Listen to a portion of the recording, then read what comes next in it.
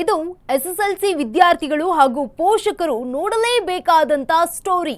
ರಾಜ್ಯದಲ್ಲಿ ಮುಂದಿನ ವರ್ಷದಿಂದ ಡಿಜಿಟಲೀಕರಣ ಮೂಲಕವೇ ಎಸ್ಎಸ್ಎಲ್ಸಿ ಅಂಕಪಟ್ಟಿಯನ್ನ ಪಡೆದುಕೊಳ್ಳಬೇಕು. ರಾಜ್ಯ ಕಾಂಗ್ರೆಸ್ ಮಹತ್ವದ ಆದೇಶ ಇದು. ಡಿಜಿಟಲೀಕರಣದತ್ತ ಮಹತ್ವದ ಹೆಜ್ಜೆಯನ್ನ ಇಟ್ಟಿದೆ.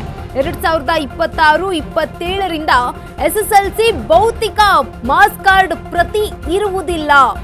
ಇಷ್ಟು ದಿನ ನೀಡ್ತಾ ಇದ್ದ ಕಾಗದದ ಅಂಕಪಟ್ಟಿ ವಿತರಣೆ ಸಂಪೂರ್ಣ ಬಂದ್ ಆಗಲಿದೆ. ಡಿಜಿಟಲ್ ಲಾಕರ್ನಲ್ಲಿ ಎಸ್ಎಸ್ಎಲ್ಸಿ ಅಂಕಪಟ್ಟಿ ಲಭ್ಯ, ಅಲ್ಲಿಂದಲೇ ತಗೋಬೇಕಾಗತ್ತೆ.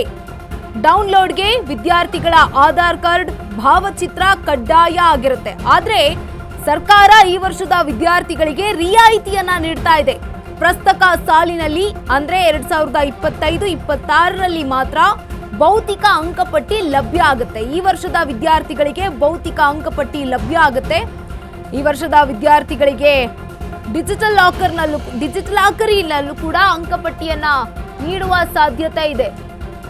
ನಕಲಿ ಅಂಕಪಟ್ಟಿಗಳ ಹಾವಳಿ ತಡೆಗಟ್ಟಲು ಶೈಕ್ಷಣಿಕ ದಾಖಲೆಗಳ ಸಂರಕ್ಷಣೆಗೆ ಡಿಜಿಟಲ್ ಲಾಕರ್ ಈ ಒಂದು ವಿಶೇಷವಾಗಿದೆ.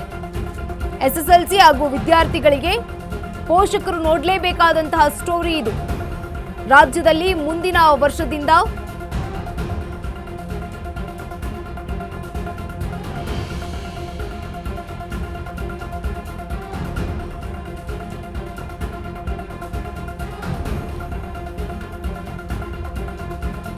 ಡಿಜಿಟಲೀಕರಣದತ್ತ ಮಹತ್ವದ ಹೆಜ್ಜೆಯನ್ನ ಇಟ್ಟಿದೆ ರಾಜ್ಯ ಸರ್ಕಾರ. ಈ ರಾಜ್ಯ ಸರ್ಕಾರದಿಂದ ಇದು ಮಹತ್ವದ ಆದೇಶ ಬಂದಿರುವಂತದ್ದು.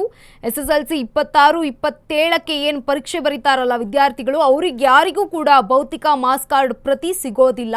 ಇಷ್ಟು ದಿನ ನೀಡ್ತಾ ಇದ್ದಂತಹ ಕಾಗದದ ಅಂಕಪಟ್ಟಿ ವಿತರಣೆ ಸಂಪೂರ್ಣ ಬಂದ್ ಆಗಲಿದೆ.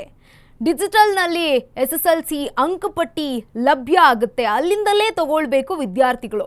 ಈ ಒಂದು ಪರೀಕ್ಷೆಯ ಮಾಸ್ ಕಾರ್ಡ್ ಏನು ತಗೊಳ್ತಾರಲ್ವಾ, ಡೌನ್ಲೋಡ್ಗೆ ವಿದ್ಯಾರ್ಥಿಗಳ ಆಧಾರ್ ಕಾರ್ಡ್ ಹಾಗೆ ಭಾವಚಿತ್ರ ಕಡ್ಡಾಯ ಆಗಿರುತ್ತೆ.